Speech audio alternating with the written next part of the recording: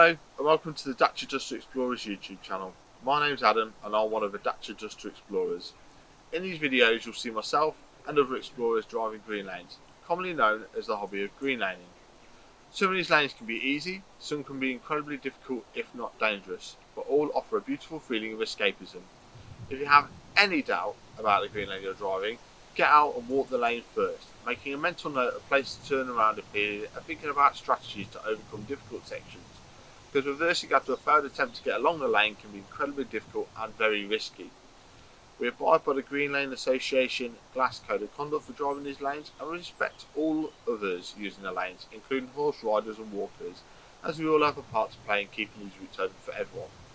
If you're thinking of green laning yourself, please consider joining the Green Lane Association to help fight to keep these lanes open and to help you understand more about this hobby. They also have a Trailwise 2 website which will significantly aid in your planning. Please don't forget to like and subscribe to the YouTube channel to get updates on new videos and check out our previous massive video collection.